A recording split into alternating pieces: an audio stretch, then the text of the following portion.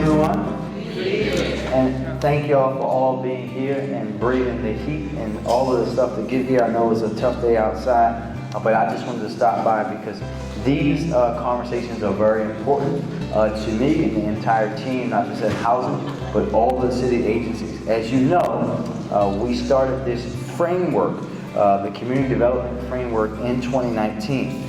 Because that framework was developed to focus our limited resources that we have for maximum results. Maximum results in a way that helped our city go against the years of inequity and disinvestment in particular neighborhoods in our city that have happened for many, many, many moons. Most of us that are sitting in the room today were serving in one capacity or another when that framework began, and now we've been all working in these communities for many years to see it happen. Since the framework launch, we have redoubled our efforts with the relaunch of our neighborhood sub-cabinet, which we had, I guess, like a month or two ago for the East Side, right? Yeah. Where we bring all of the city agencies into the city staff room in the community with myself to go through what is happening. We've also been holding these community conversations to inform the work that we have ahead of us from theory into implementation. And I thank you all really for being here and your readiness to engage in this most important work. The ideas and information that you all will share serves as a nucleus for many of our community development activities and projects throughout the city.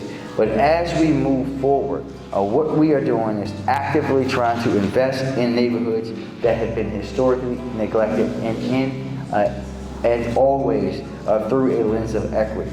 We want to support our legacy residents and attract new households. Our work to coordinate across all of our city agencies will help us foster the holistic solutions that we need while we continue to promote access and equity. The bottom line is this: the way that we invest in our Black and brown communities, households, properties, businesses will help Baltimore grow to be the best equitable city it can be. But we have to also govern and provide services in that way, and that's what our team is doing, and we're going to continue to do that with you. All of you in the room are the most important people. You're the boots on the ground doing the work each and every day, but you also see, live, and breathe your neighborhoods. We have some new tools at the table that we would like to bring to the table, like our project tracker that we will share with you today so that you can see the things that are happening in real time. And while we re-energized our staff and expanded the capacity for this work, we're going to continue to keep these conversations going because we cannot do it alone. You cannot do it alone. The only way for us to have Baltimore's neighborhoods survive and thrive the way we know they can and will be is that to do it together. Thank you, Mr. Mayor, and thank you to DHCD for setting this up. I see we have deputies in the room and some other members from DHCD, and more importantly, thank you to community leaders who decided to come out today. As the mayor said, you know, this is a huge opportunity. And as I can continue to say, when we look at the history of Baltimore, we look at the past 30, 40, 50 years, we constantly talk about the same things over and over again. We talk about racial redlining and the residual effects there. We talk about the way lending was provided to Black communities or lack thereof in Black communities and the residual effects there. We talk about urban revitalization and how certain projects were set up in a way that didn't benefit certain communities but benefited others. We talk about infrastructure projects that have gone on to negatively impact Black communities. Well, the reality is we are all here today living with the residual effects of that. But there's another real reality. There's the real reality that our children and their children's children can look up in 50 years or 75 years or 100 years to understand and know that we did not use a word as a noun, but we used it as a verb. And that's equity. That's what each and every one of us individually had the ability to do, but more importantly in this room collectively. And we know, particularly for the middle class, the biggest investment that a middle class family in the city of Baltimore will ever make if they get a chance to make it is what? Investment in real estate, investment in their property. That is what we have here today about shaping our communities in a way where we can try to drive real equity, particularly to communities of colors and to residents that have been fighting for it for far too long. That's what I charge us today for, and moving forward. And again, I'll say this and I'll continue to say, if we're not taking that as the foundation of where we're approaching redevelopment in the city of Baltimore, then shame on us. That is where we are. Equity and growth in our community is a verb, it's not a noun. Thank you so much. Well, I want to thank the city agencies, housing, code enforcement, planning for helping put this together, but I want to thank the leaders in this community, because you are the engine of what's going to happen in Midway and Greater Greenmount. So I'm glad to see the turnout in terms of not just the agencies, but the people that live here that have an interest in here. So I know my president, Mr. Mayor, thank you for your support, Mr. President. But President Mosby talked about something I always talk about. And what I say here, I say where else. We got to stop using equity in this city. We got to stop talking about it and be about it. Because right now, I don't see it. And people know me, I'm going to say it where I need to be said, because until it changes, if equity in this city changes, we're going to have the kind of problems we're going to have in this city. You look at Midway and Greater Greenmount, and do you think that just happened overnight? Do you look at South Clifton Park? Do you think that happened overnight? Do you look at Darling Park? Do you think that happened overnight? It's because of the racist policies in this city. As long as I'm a councilman, I'm going to be watching your equity. I'm going to be watching, see what your equity going to do. What I say here again, I'm going to keep saying it. If we don't change and stop using the word equity and be about it, there's nothing in these neighborhoods going to change. These neighborhoods, the disinvestment that's in these neighborhoods is horrible. Some of these neighborhoods look like a bomb hit it. And why do people, poor black, brown people, got to live in those kind of conditions? This is the United States. If you look at some of these neighborhoods, it look like Iraq. Now Iraq looks better than some of these neighborhoods in the city. So I'm just letting everybody know, when you say equity, you better be about it. Because if you don't, my mouth is big and I will take notice to that. Thank you so much. Thank you all for coming out tonight. This is really, really powerful. I always say at our community meetings, our voices matter. So this shows that our voices matter. I want to take the time to thank some really important people who are standing in the trenches with me. I would like all my board members to stand up from DGCA. They do a lot of the behind front work. And I appreciate everything that you all do. Our partners that stand in the trenches with us. We have Ellen James from Central Baltimore Partnership.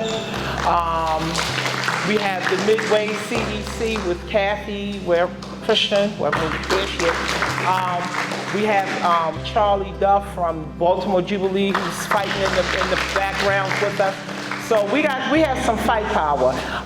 It's a pleasure to fight with you, Councilman Stokes. I really enjoy that, and I will continue to do that as long as I'm in this role. Our agenda are welcomes, introductions. In a moment, I will turn it over to our neighborhood development officer and our community planner to walk us through the project tracker overview for East Baltimore Midway. We then have a discussion exercise, and then we will do a quick wrap up at the end of the night. So, all right. So, neighborhood subcabinet. So this is what the structure is. So we have our neighborhood subcabinet, which is that cabinet level oversight, where the mayor meets with the agency directors, gets an overview of work that is happening, and is able to, hold agencies accountable to what needs to be done in the neighborhoods. We then the next level down is the working groups, which are led by planning and housing, and these are groups where community leaders meet every other month to go through the plan and look at progress and discuss where are areas that you want to work on next. And then the next level is the community conversation, which is where we are all tonight. And so this is really to broaden that reach even further, to include as many people in community as possible, because we know that not everyone is able to always be in a community association, and we want to make sure that we hear all the voices in the neighborhood to help influence and impact and drive where we move forward with redevelopment. So this, as you can see, is kind of what I just said, but in a pyramid level. And while tonight it's only Department of Housing and Community Development and the Department of Planning represented, the group that makes up this work and that meets monthly with the mayor to talk about all of the different impact investment areas that we have in the city is made up of the mayor's senior leadership. We have DPW as a participant, Rec and Parks, Transportation, Police, and all of those people, and there are staff from those agencies as well that are sometimes part of the working group. So I just want to let you know that we are here, and there are a lot of people behind us that we are all really trying to work as much in concert as we absolutely can to make great progress in the neighborhoods, in this case here in East Baltimore Midway, that you all call home. Hi, folks. I was a volunteer coordinator, so good evening, everyone. Oh, that was nice. That was like a welcoming good evening. So for folks who don't know me, my name is Marie McSweeney Anderson. I use she and they pronouns. Feel free to use both. But I am the community planner for the Northern District. I joined the planning department about a year ago. Some folks were here for my welcome party, and it's great to see you all again. But in the 10 years before that, I was a community organizer up on the northern part, where Greenmount turns into York Road. So tonight for me, this is about an opportunity to hear from you all, but also for you all to build networks and connections within and amongst each other. So we'll go through the implementation strategy and the project tracker, and then we'll get to the conversation part. But one of the things that my supervisor described to me when I first started was there's a difference between an implementation strategy and a community plan. And a community plan, you're thinking and you're visioning about the future. An implementation strategy is really a guide map and a roadmap towards action. And so as part of the implementation strategy, which you all are helping us to create the draft of tonight, there are some major portions which I'll go over. And one of these is talking about the assets of Midway. We know that there's a lot of work to do, but we start from a source of strength. We have folks in this room, we have folks from the compound, we have Roberta's house, we have Cecil Elementary School. And so as we're thinking of the next steps, we're building from a place of strength. And we understand the beauty and the resilience that is here in this community already. And many of the folks who make up the assets in this area are also part of the work group, Central Baltimore Partnership, Jubilee, folks who have been named previously. And next up is looking at the block level. And so we're gonna get into the nitty-gritty tonight. We want addresses, we want blocks, and some of this work has happened already. So the Zone 1 area is just east of Greenmount and really surrounding some of those assets from the previous slide. And then focusing along Bonaparte as well. And so these are some of the areas that have already been highlighted for stabilization, for rehab, but tonight we're also hoping to gain additional information from y'all. And this is the breakdown of the community development zones. And so with our work group partners, we've looked at the neighborhood, we've evaluated the housing typology map, and come up with kind of what is the prioritization area for the neighborhood. And so this helps us as we're looking into capital funds, where do we prioritize those funds, and exactly what for. So I think that's it for me. So I hand it over to Nikki. Thank you, Marie. Good evening, everybody. Good evening. My name is Nikki Cooper. I'm the Neighborhood Development Officer, and I manage the East Baltimore region. I work alongside with Linda and the community organizations, and we are working to revitalize this community, and we're very excited. So with that being said, I just wanted to highlight our folks from the Office of Home Ownership in the back. If you could just wave your hands, we have a nice group of ladies in the back. Thank you. We're going to start talking about some of the home ownership tools. All right, somebody's phone is jamming, okay? So with that being said, we start off with the housing and rehabilitation repair programs. So those services are offered for homeowners who are looking for repairs, let's just say roof repairs, things that can cause emergencies, code violations will cause maybe a health and safety issue. Those resources are available to you through the Office of Homeownership. In addition, we have programs such as the weatherization program, which actually can help assist energy efficient improvements to your home. So all of these programs are things that you should learn about that are all resourceful for you to take advantage of. We have the lead hazard safety program, which helps with lead remediation. The tax sale prevention program assists homeowners in avoiding tax sale and understanding the tax sale process. We also have the grants to support the home buyers and businesses. Some of you may be familiar with like the Live Baltimore Trolley Tour, which offers the $5,000 grant. We also have the Community Development Block Grant, which offers $5,000 for first-time home buyers. In addition, we also have the $10,000 booster grant, and that is eligible for vacants that are registered with the city for at least a year. You can also be eligible for those incentives. So all of these things are for homeowners that you can take advantage of. And again, our ladies in the back have assistance and pamphlets that you can take on your way out as well today. The rehab toolkit. So we have support for homeowners. Of course, those are some of the resources that I just mentioned.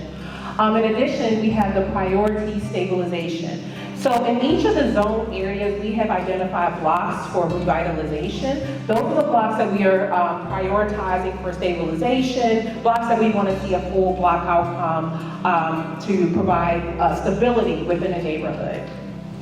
In addition, we have the receivership program. Some of you may be familiar with OHAT, One House at a Time. That is the receivership auction, which is another way that people can acquire privately owned vacants. Finally, we have the acquisition via in-rem, which is actually a new program where the property has been vacant and it's privately owned. It could possibly be eligible for in-rem acquisition through the tax lien. So with that being said, if you go online, there is a eligibility form that you can fill out for those who are interested in vacant abandoned properties to see if that property is eligible to be acquired. So that's one of the new tools that the city has been using to acquire vacants. Okay, we also have the project tracker overview. So during the bi-monthly work group meetings, we are keeping track of different projects within your neighborhood. This tracker is accessible to the public. So on your tables, you also have a QR code where if you put your phone there, you can scan it. It will take you right to the project tracker and the implementation draft. So in this tracker, you can see the different projects that are going on in your community. You can see the status, the action steps, the responsible agency, notes, and the actual status of the project as well. So if it's pending, whether it's been completed, All of these things you have access to that you can take full advantage of. And also, we're going to have Ren provide the link in the chat for our online folks so that you can also visit as well. So again, this is going to be updated in real time as we give you updates for your neighborhood.